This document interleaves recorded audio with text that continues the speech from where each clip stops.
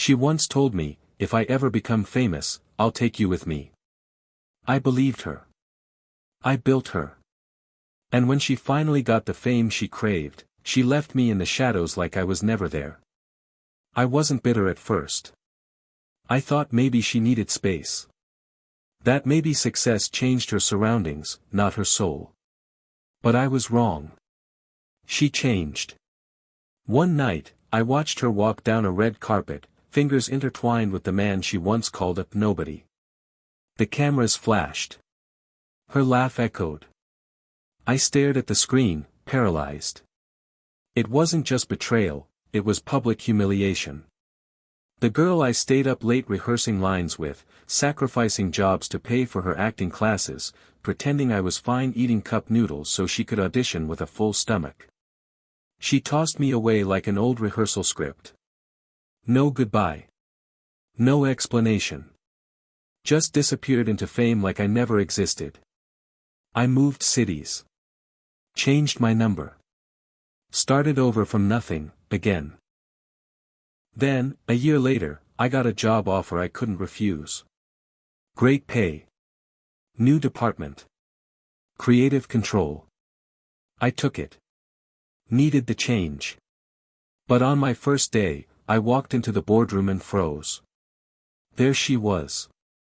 Sitting at the head of the table, flawless in her tailored suit.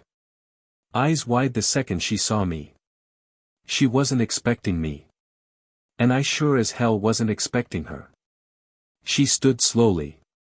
"You're here," she whispered, almost like a prayer. I didn't smile. Didn't blink. I just slid into my seat across the table like she was a stranger. Because to me, she was. Not the girl I used to know. Not the dreamer I once loved. She had become something else. Famous. Powerful. And somehow, even lonelier than me. She thought I'd come crawling back. She thought I'd still be in love. She even made herself my boss just to win me back. But this time, I held all the cards. And she had no idea, I was no longer the man who waited in the wings. I was the one pulling the curtain. For most of our 20s, it was always, us against the world. My name's Ayan. I wasn't born with money or connections. But I had something that felt just as powerful, her. Meher. We met in college, both broke, both wide-eyed, both convinced we'd change the world somehow. She wanted to act, said she could feel things deeply and needed the world to feel them too. I wanted to write, scripts, stories, songs, anything that meant something. She became my muse before I even knew what that word truly meant. We lived in a tiny studio apartment where the walls were thin but our dreams were thick. We hung fairy lights we couldn't afford, printed scripts off campus computers, ate instant noodles and split bus fare. We couldn't afford air conditioning, so in the summer, we'd lie on the floor shirtless, her head on my chest, promising each other that one day we'd make it out of this life. And I believed her. Every audition, I was there. Reading lines, coaching her, pushing her when she doubted herself, hugging her when the rejection stung too much. She cried in my arms after failed callbacks and danced on our rooftop when she booked her first TV commercial, just a background role, but to us, it felt like the Oscars. When she got her first real break, a supporting role in a mid-budget drama, I took on 2 extra freelance jobs just to buy her a dress for the premiere. She didn't know. She just wore the dress, held my hand, and said, "One day, I'll return all of this. Double." I smiled like a fool. Because I didn't need it returned. She was my return. She was the reward. When producers started noticing her, I stayed grounded for both of us. When directors praised her, I made sure her head didn't float too high. But slowly, I started noticing the shift. At first, it was small, missed dinners, forgotten promises, her phone suddenly flipped face down during conversations. But I brushed it off. Told myself she was just busy. That fame was demanding. The truth? I didn't want to see the signs. We stopped lying on the floor in the summers. She started staying late at events I wasn't invited to. She started dressing differently. Talking differently. Even laughing differently, less like Meher, more like someone rehearsed. But even then, I held on. Until one night, I made dinner. Her favorite, mutton biryani, the way her mom used to make it. Lit candles. Played the playlist we made together during our first winter. She didn't show up. No call. No message. Just silence. That night, I scrolled Instagram while the food went cold. There she was. Posing beside a famous director. Holding his arm. Wearing a dress I hadn't seen. Smiling like I never existed. I left that night. Packed only what I needed and left everything else behind. No note. No fight. She'd already replaced me. Or so she thought. For the next year, I disappeared. Worked behind the scenes as a ghostwriter, took up consulting gigs. Changed my name in credits. No one knew I was the pen behind several hit shows. And I wanted it that way. Until the offer came in, a creative director role in a new production firm. Big budget. Big team. Total creative control. I said yes. And that's how I ended up across the table from Meher again. But this time, I wasn't the boy who made her biryani and dream catchers. I was the man she couldn't recognize. And she had no idea. I'd come back not to relive the past, but to rewrite the ending. I kept my expression still as Meher fumbled through her words. "You're the new creative director," she asked, her voice carefully neutral, but her eyes, those eyes I once knew, were full of disbelief. I shrugged. Surprise. The rest of the room went quiet. No one else knew about our history. To them, we were just two professionals meeting for the first time. But Meher, she looked like she'd seen a ghost. She cleared her throat and turned to the team. "Let's continue." But she couldn't look away from me for long. The meeting was about her new series, an emotional drama meant to showcase her range. I flipped through the pitch deck, barely interested. Same tropes, same characters. Except now, she was the star and executive producer. And my new boss. After the meeting, I packed up my notes, expecting her to rush out. But she waited until the room cleared before she stepped in front of me. "You disappeared. And you replaced me before I had the chance to say goodbye." She flinched. That hit her. "I didn't," she started, but I walked past her. I wasn't ready to hear lies dressed as regrets. Over the next few weeks, she tried to act normal. Professional. Gave me space. But the tension was unbearable, like we were both standing on a landmine of old feelings and neither wanted to be the one to move first. Then came the gala. A fancy event thrown by the production house to announce the new project. Everyone was there, investors, press, celebrities. I wore a black suit.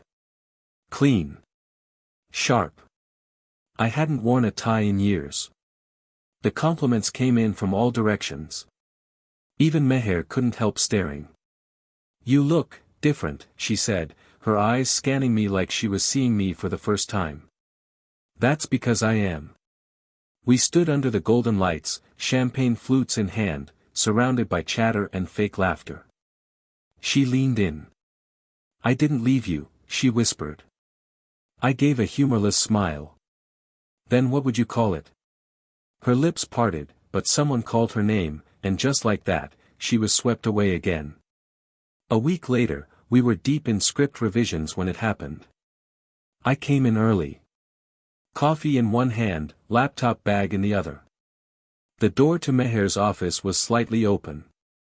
I paused, voices inside. "I thought you were done with him," a man said.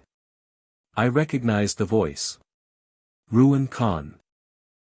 The same director I'd seen her holding on Instagram a year ago. I needed him for the project. He's the best. Her voice was clipped, anxious. Let me handle it. You think he doesn't know? That you're just using him? Silence. Then Meher said something I'll never forget. He was always disposable. He just doesn't know it yet. I stood there, coffee turning cold in my hand. And for the first time since we reunited, I felt nothing. No pain. No heartbreak. Just resolve. She hadn't changed. She thought I was still that boy writing her monologues at 2 a.m., blind with love and loyalty. She didn't realize, I was writing something else now. An ending. I didn't confront her that day. I should've. God knows I wanted to burst in, slam the door, throw her words right back at her, disposable. But I didn't. Instead, I turned around and walked away. I didn't even realize I'd crushed the coffee cup in my hand until the hot liquid seeped through my fingers. My pulse was pounding, my jaw tight. My breath came in short, clipped bursts as I reached my office and slammed the door shut behind me. Disposable.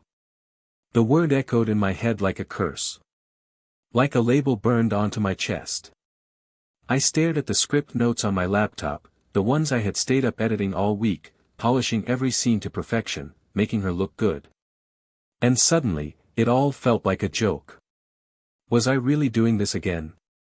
Pouring myself into something she would take credit for. Again. I leaned back in my chair and stared at the ceiling, biting down the chaos in my chest. Maybe I misheard. Maybe she didn't mean it the way it sounded. Maybe it was a power play, to impress the director, to keep up appearances. But deep down, I knew better. This wasn't the first time Meher used people. She just always made you feel special while doing it. That was her gift, she could make betrayal taste like love. Later that evening, she knocked on my office door. Lightly, like nothing had happened. Hey, she said, peeking in with a soft smile, holding 2 coffee cups. Peace offering? I looked up, nodded slowly. Come in. She handed me the cup, then took the seat across from me. I noticed you left the gala early. Everything okay? I studied her. Her expression was warm, concerned, fake. A practiced performance. I was tired, I replied. She hesitated, twisting the sleeve of her shirt. I know. I've been difficult to be around. Look, I never got the chance to explain what happened last year. You mean when you disappeared? I asked calmly. Her eyes flickered. I didn't disappear, she said carefully. I just got caught up in a new world. Fast meetings, big expectations. I thought maybe you needed time away from all of it too. I laughed. Quietly. You didn't think of me at all, Meher.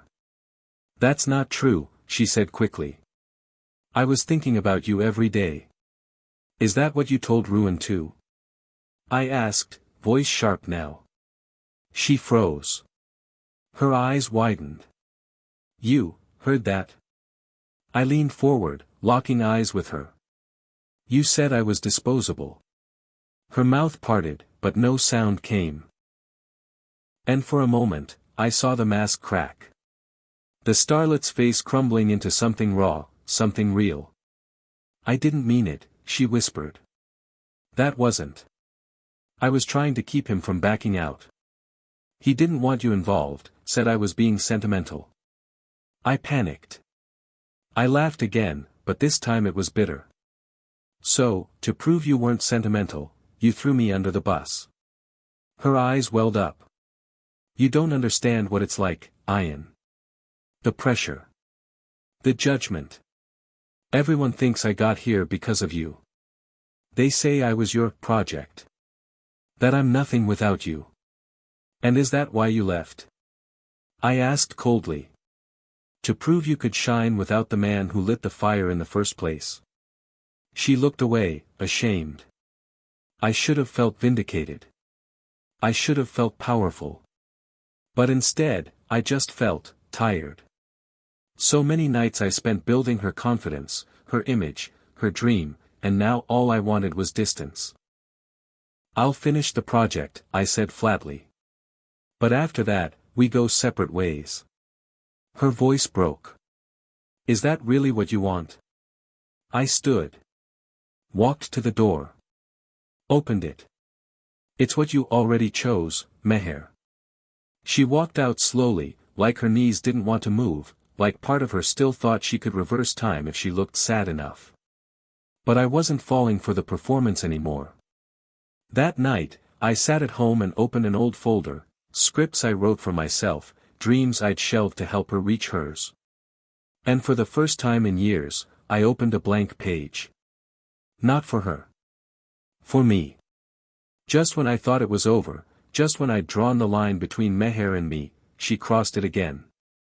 It happened 2 weeks later. The project was wrapping. Final drafts were in. The investor presentation was days away. Everyone was buzzing, excited, clueless that behind the scenes, things were splintering. I stayed professional. Cold but polite. I gave her no fuel to start any emotional fires.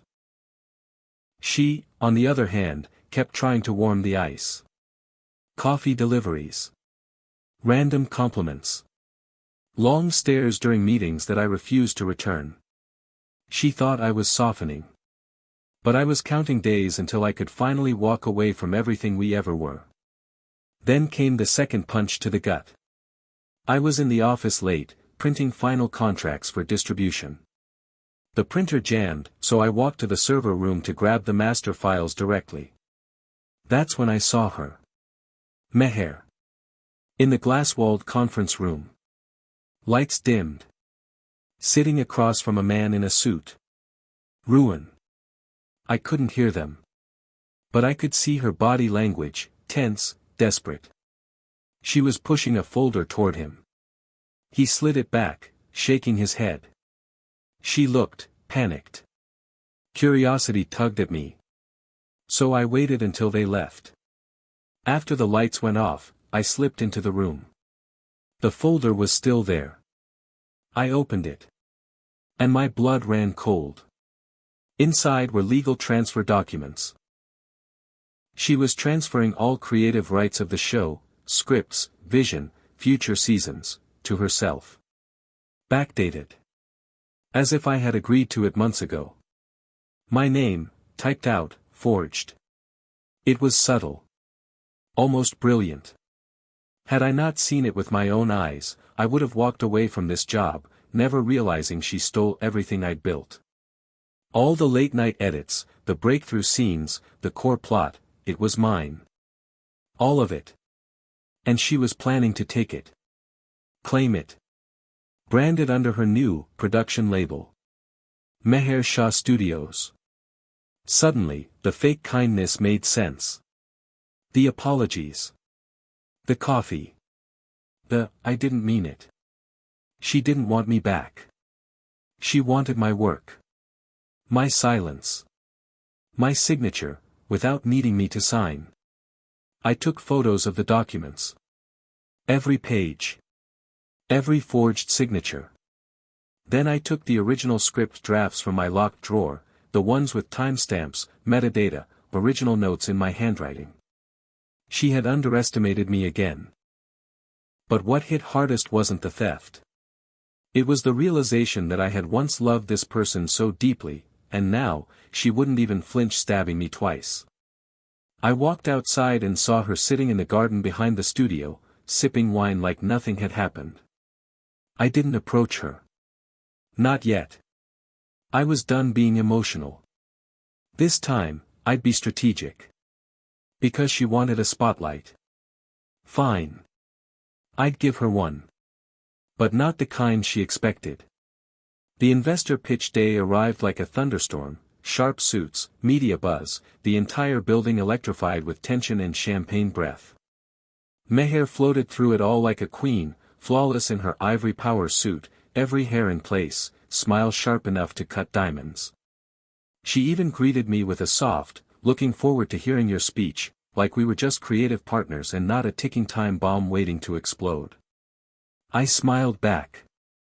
For once, I matched her performance. The event began. Lights dimmed. The promo video played. Our show, our vision, my writing. And when the crowd erupted in applause, Meher stood to speak. I want to thank everyone who believed in this dream, she began, voice confident, practiced. And especially our team of writers, producers, creatives. She glanced at me. Who helped execute a vision that started with a spark inside me. I kept clapping. So did everyone else. Then she added, and now, under my newly launched label, Shaw Studios, we'll be producing not just this series, but many more original IPs moving forward. Applause again. Bigger. Bolder. She was sealing the lie publicly. Making sure no one questioned who built this. That's when I stood up. Sorry, I said, loud enough to carry across the room. Small correction. All heads turned. The mic passed to me. I walked to the front, adjusting my blazer as I moved. Calm. Deadly calm. I want to thank Meher too, I said, eyes locked on her. For her relentless vision. Her star power. Her ability to act. She blinked. Her smile stiffened. And I want to clarify something before we continue, I said, pulling out a folder. This show, the story, the characters, it wasn't just a team effort. It was written entirely by me. Conceived by me. Developed and protected by me. I clicked the remote and a slide appeared, side-by-side comparisons of my original documents with her forged contract. A murmur spread through the room. This is the original copyright registration, I continued. Filed 8 months ago under my name. These, I pointed to her version, were created without my knowledge. Forged. And attempted to be passed off as legitimate ownership under Shaw Studios. Silence. Dead silence. Until the lawyer from the back of the room stood and walked forward. I've reviewed the documents, he said, holding his own copy. Everything Mr. Ayan just presented checks out. Legally, this IP is entirely his. Any attempt to produce it under another name would be considered intellectual theft and fraud. Someone gasped. Investors exchanged glances. Phones lit up. The room was imploding. And Meher? She didn't move. Didn't blink. Just stared at me like the wind had been knocked out of her lungs. I turned to her. You once said I was disposable, I said, voice steady. But you forgot one thing, Meher, you were the one who needed me to shine. And now, the light's out. She finally opened her mouth, lips trembling. Ayan, please. I didn't mean to. You meant every word. I handed the mic to the coordinator and stepped off the stage. No more speeches. No more lies. No more rewriting history. Let her explain this to the press. Let her scramble. Because this time, I was the one walking away, not quietly, not shattered, but with every piece of myself intact. The next morning, her face was everywhere. Starlet Meher Shah caught in fraud scandal. Top actress accused of forging contracts to steal hit show. Former lover exposes actress in public pitch meeting. The internet doesn't wait. By noon, hashtag Shaw Studios scam was trending. By evening, the studio issued an official statement, distancing itself from Meher, postponing the series, and beginning a legal investigation. And me? I was silent. Calm. Centered. For once in my life, I didn't feel like the man holding shattered pieces of someone else's dream. I was standing in my own light now. Whole. It wasn't about revenge anymore. It was about reclaiming what was mine. I walked into the office the next day knowing the war was over. Meher didn't show up. She had cleared her desk sometime before dawn. Her nameplate was gone. So was the framed photo of her smiling at her first award ceremony. All that remained was silence, and the final draft of our show, still sitting on my desk, still waiting to be made. By me. Not her. Later that week, I got a call from one of the investors, the only one who didn't run for the hills. "She's gone," he said, "but the show's still alive. You want to direct it now?" I paused. Thought of how many years I'd spent building something for someone else. Letting myself fade so someone else could shine. And now? The spotlight was mine. "Yeah," I said finally. "I do." Weeks passed. The media frenzy died down. Another scandal came along to distract the wolves. I kept writing. Editing. Rebuilding the cast and crew from scratch. This time, I hired people who saw the story, not the stardom. People who cared about the art, not the glitter. The premiere was set for fall. And still, I didn't hear from her. Until one night, a letter arrived. No return address. No signature.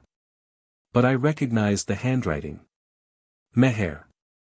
It wasn't an apology, not in the traditional sense. She wrote. "You were right. I don't recognize the girl you once loved anymore.